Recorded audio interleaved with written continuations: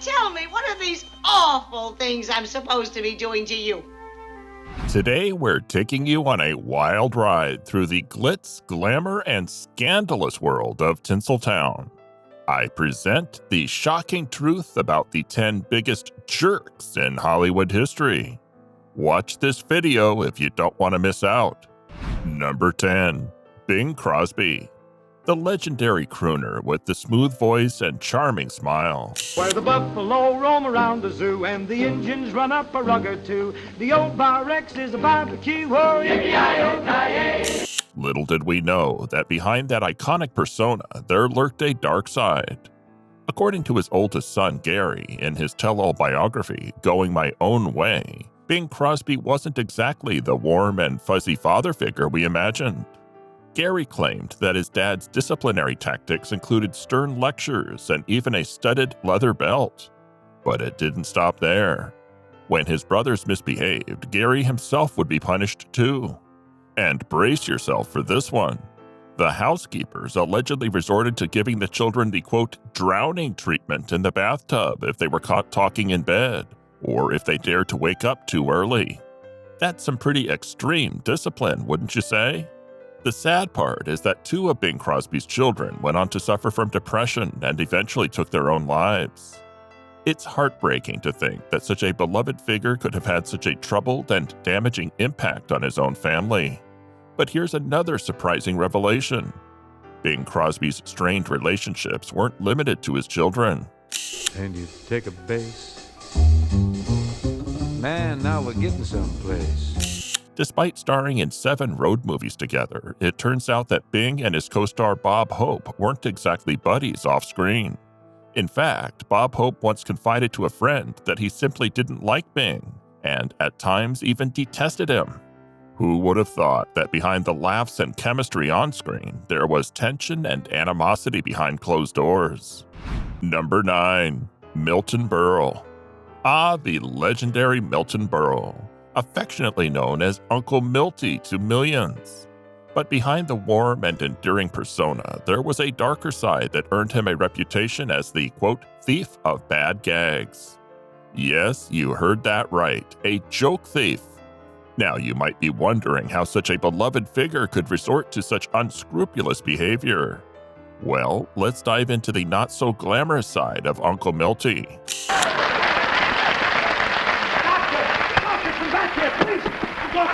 I'm going crazy. I saw. Back in 1993, at the MTV Video Music Awards, the iconic drag queen RuPaul decided to call him out. It seems like their on-camera camaraderie was merely a facade, as behind the scenes, they didn't exactly get along swimmingly.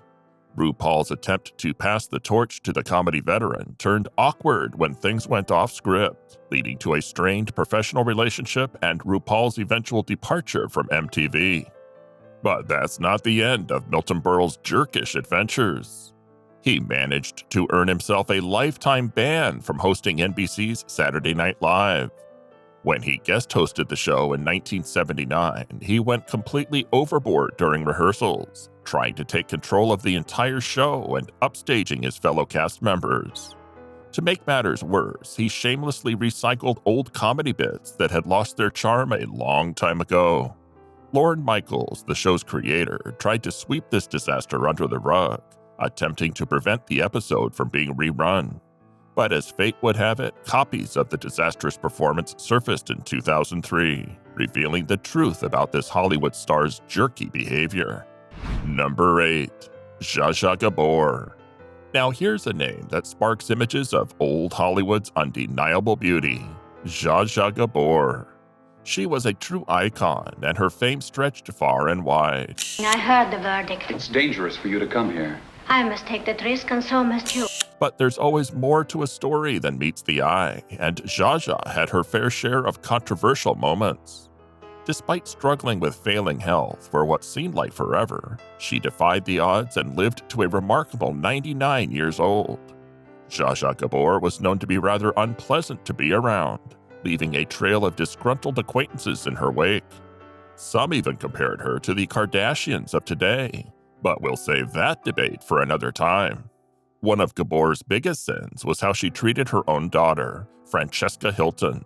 Despite proudly displaying her daughter on red carpets and social gatherings during her early years, things took a sharp turn when Francesca showed no interest in wearing makeup. Apparently, that's where the mother-daughter bond hit a snag. But the real heartbreak came after Francesca's father, the billionaire hotel magnate Conrad Hilton, passed away. You would expect some inheritance, right? Well, not so much for poor Francesca. She was left with a mere $100,000, which might sound like a lot to some, but in her father's world, it was a pittance. Francesca fought tooth and nail in court to get her rightful share, but to no avail. And sadly, the legal battle took a massive toll on her finances, leaving her penniless in the end. With minimal help from her mother, Francesca faced dire financial straits for the rest of her days, and her final hours were spent in Beverly Hills. Let us know your thoughts on this story in the comments section below. Simply being famous. She was rich, she was gorgeous, she was outrageous, and she ate men for breakfast. Number 7. Errol Flynn, the dashing swashbuckler of Hollywood's golden age. With his devil-may-care attitude and undeniable charm, he seemed like the epitome of a leading man.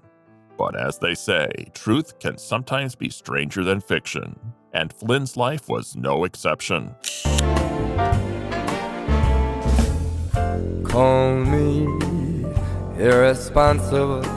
In 1980, Charles Hickham's biography, Errol Flynn, The Untold Story, dropped like a bombshell, making some shocking allegations about the legendary actor. Hickam claimed that Flynn had multiple same-sex affairs and even went so far as to accuse him of being a Nazi sympathizer. Can you imagine? But hold on, because these claims were later debunked in subsequent biographies. It goes to show that rumors can run wild, even about the most celebrated stars. Now, you've probably heard the phrase, "in like Flynn," right? Well, that expression has a rather dark origin. Back in 1942, Flynn found himself entangled in not one, but 3 statutory rape trials. Yep, you heard it right, 3. And although he was acquitted each time, the damage to his reputation was already done. A throw-in, undependable. As the years went by, Flynn's swashbuckling lifestyle started taking its toll on his once dashing looks. He began to play roles of aging alcoholics, a far cry from the heartthrob he once was. And then, tragedy struck when he passed away at the relatively young age of 50. The cause? A heart attack. But here's the shocker. The medical examiner who conducted the autopsy stated that Flynn's body resembled that of an 85-year-old man. Number 6. Gene Kelly, the man who danced his way into our hearts in countless musical classics. With his smooth moves and charismatic presence, he was the epitome of grace and talent.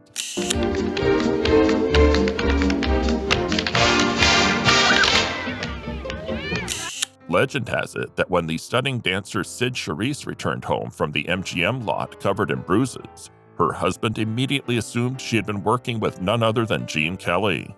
Now, you might think it's just a case of being a bit too rough during dance rehearsals, but it seems there could be something darker lurking beneath the surface. In 1970, reports emerged that Kelly had made a rather controversial donation. Brace yourselves, because it was said that he donated money to none other than the Provincial Irish Republican Army, IRA. Yes, you heard that right. It was claimed that Kelly met secretly with IRA leader Cathal Golding during an underground fundraising mission in the USA and handed him a check for a whopping £20,000. And if that wasn't enough, it's rumored that Kelly even said, quote, "This money is for guns. I certainly don't want it going to any do-gooders." Now, before we go any further, let's hear the other side of the story. Gene Kelly's widow, Patricia Ward Kelly, vehemently disputes these allegations. According to her, these claims surfaced only after her late husband's passing. She asserts that while he was proud of his Irish heritage, he simply didn't have much money to spare, and violence was not in his nature. Well, it's time to talk about another Hollywood icon who stirred up quite a bit of controversy with his off-screen beliefs.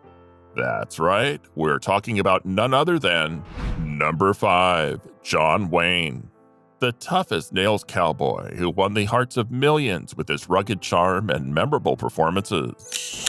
Yeah, there's that. But mostly it's money. But hold on tight, because behind that heroic facade, there were some dark and divisive opinions. In his early career, John Wayne surprisingly referred to himself as both a socialist and a liberal. But as time went on, his political views took a sharp turn to the right. He supported Barry Goldwater, who voted against the Civil Rights Act in 1964. And don't forget this. In a 1971 Playboy interview, Wayne made some highly controversial remarks. He professed his belief in white supremacy and shockingly stated that African Americans shouldn't hold office until they were, quote, educated to a point of responsibility.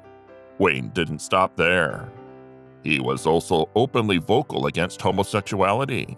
He condemned films like Suddenly Last Summer as, quote, too disgusting even for discussion, and labeled Midnight Cowboy as, quote, perverse.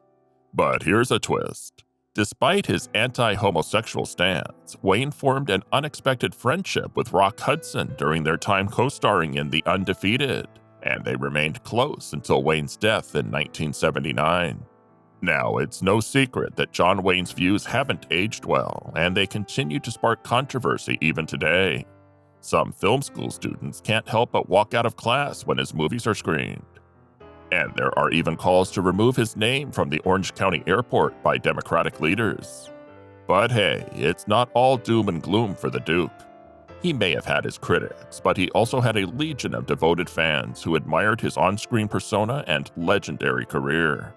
And if you need further proof of his lasting impact, just take a listen to Public Enemy's 1989 hit, Fight the Power, where John Wayne gets a not-so-flattering mention. Stay tuned as we uncover more jaw-dropping stories from the annals of Hollywood history. And as always, let us know what you think in the comments below. Number 4. Bette Davis. It's time to shine the spotlight on the incomparable Bette Davis, the ferocious screen goddess who could make even the most seasoned professionals blush. Known for her talent, beauty, and a fiery personality to match, Davis left an indelible mark on the world of Hollywood. But beware, because beneath that glamorous exterior, there were some shocking incidents that showcased her no-nonsense attitude. Yes, I'm sick and I'm tired. Now leave me alone! Leave me alone! Well, if that's the way you feel... That is the way I feel about it. Imagine sitting down for a nice dinner with Betty and director Herschel Doherty, only to witness a moment that would send shivers down your spine. Doherty made the grave mistake of wagging his finger in Davis's face, triggering a response that would make anyone think twice. Davis unleashed a verbal tirade so powerful that it cleared out half the restaurant. And just like that, she calmly returned to her dinner as if nothing had happened. Now, we all know that the world of filmmaking can be intense, and Davis was no stranger to the pressures of the set. But you are, Blanche. You are in that chair. During the filming of Mr. Skeffington, she would often rinse her legendary eyes between scenes to combat the demanding lighting. But someone took advantage of this routine and entered her dressing room, poisoning her eyewash. The culprit remains a mystery to this day, but director Vincent Sherman reportedly quipped to detectives, quote, "If you were to line up the cast and crew and ask them, okay, which one of you wanted to kill Bette Davis? 100 people would raise their hands." Number 3. Mickey Rooney. When it comes to relationships, Rooney seemed to have a knack for making headlines. With a whopping 8 marriages under his belt, he earned a reputation as a serial husband. In his tell-all autobiography, Life is Too Short, he boasted about countless extramarital affairs, leaving readers both fascinated and shocked. Notably, his affair with Norma Shearer, which caused complications during the production of Marie Antoinette, drew the ire of MGM studio head Louis B. Mayer. Rooney's indiscretions were just the tip of the iceberg, as he also made salacious claims about his first trip to a bordello with his mentor Milton Burl, and witnessing Tallulah Bankhead in a lesbian encounter. It seems that Rooney was no stranger to controversy, often finding himself entangled in the web of Hollywood gossip. But these scandalous tales didn't stop there. In his autobiography, Rooney also outed his close friend Judy Garland for having a brief affair with a woman. There, and attended by Hollywood's younger set, including irrepressible Mickey Rooney. And shockingly described explicit details about his first wife Ava Gardner's private parts.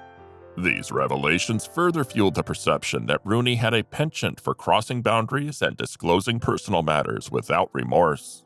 Such behavior undoubtedly affected those around him, tarnishing the reputation of not only himself, but also of his friends and former partners. In 2019, Hollywood journalist Craig Bennett added fuel to the fire with his book, True Confessions of a Shameless Gossip. Bennett's claims painted Rooney as an abrasive and rude individual, notorious for his behavior both on and off screen. The most shocking allegation involved a 14-year-old Elizabeth Taylor, with Rooney allegedly engaging in a relationship with her during the filming of National Velvet when he was 24. However, it's important to note that many of these claims were widely disputed and considered either exaggerated or completely false. On the silver screen, Mickey Rooney portrayed characters who charmed audiences with his boy-next-door persona. Just a failure. Oh, well, I was a failure yesterday. Now look at me today. From his humble beginnings to his comedic roles in later years, he had the ability to captivate viewers. However, his nice guy image seemed to be a product of his acting prowess rather than a reflection of his true self. Rooney's later years were marked by an eccentricity that embraced self-mockery, allowing him to poke fun at his own persona in projects like The Simpsons. In his final act, Rooney released his autobiography, raising expectations among fans eager to unravel the twists and turns of his career. However, instead of an insightful account of his professional journey, the book largely delved into his sexual exploits, engaging in what can be seen as slut-shaming by today's standards. Number 2. Joan Crawford. It all started on the set of Whatever Happened to Baby Jane, when Crawford clashed with Bette Davis. Their backstage battle became the stuff of legends and was even dramatized in the 2017 miniseries Feud. Davis, desperate to have Crawford fired from the film, tried everything in her power to undermine her. However, Crawford held her ground and remained a part of the project. When Davis received an Academy Award nomination and Crawford didn't, the tension reached its boiling point.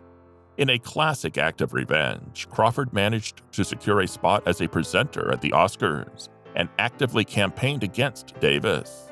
When Anne Bancroft won the Best Director Award for The Miracle Worker in 1963, Crawford shockingly accepted the trophy on Bancroft's behalf. It was a calculated move to steal Davis's spotlight and further escalate their bitter rivalry. Hollywood drama at its finest.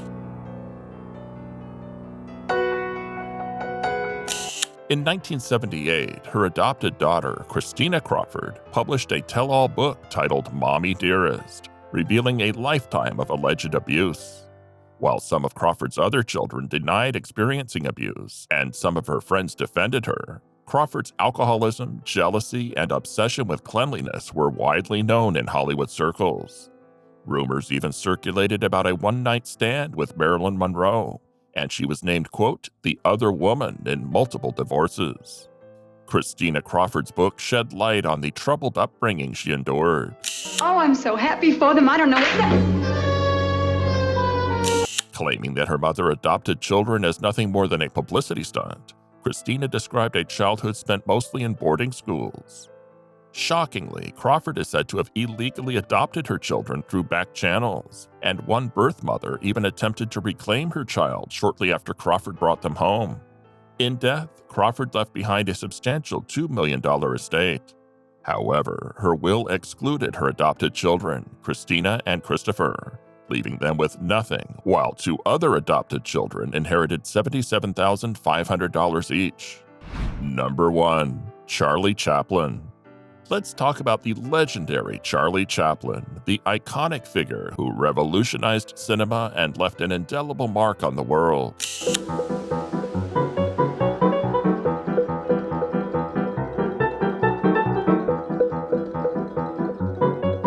Known known for his incredible talent as a writer, director, and actor in timeless classics like City Lights and The Kid, Chaplin's genius on screen is undeniable. However, it's also important to acknowledge that behind the scenes, there are accounts that suggest Chaplin had a jerkish side to his personality. Chaplin's relentless pursuit of perfection often led him to clash with his actors and crew.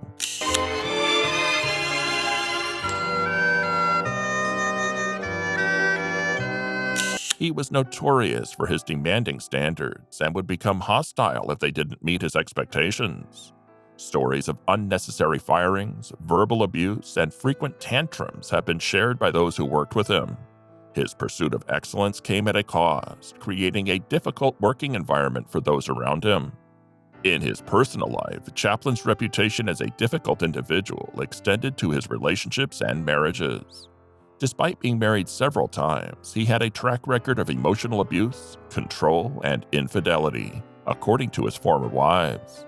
These women have shared their harrowing experiences of living with him, highlighting his problematic behavior and disregard for monogamy. Chaplin's marriages were also marked by significant age differences.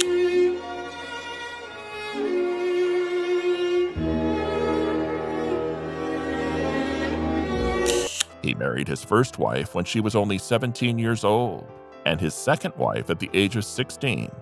Later in life, at the age of 54, he married 18-year-old Una O'Neill, daughter of the renowned playwright Eugene O'Neill.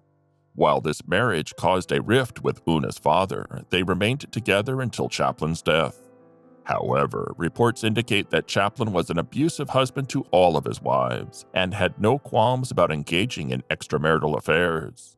Despite the jerky aspects of his personality, Charlie Chaplin's contributions to cinema and his comedic genius cannot be overlooked.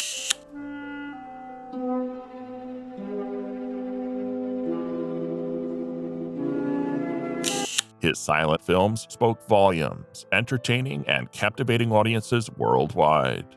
Chaplin's legacy is a complex one, showcasing both his brilliance on screen and the darker aspects of his personal life. Now it's your turn. Who would you vote as the biggest jerk in Hollywood history? Leave us your thoughts in the comments below. And don't forget to subscribe and hit that bell icon for more intriguing Hollywood content. Thanks for watching.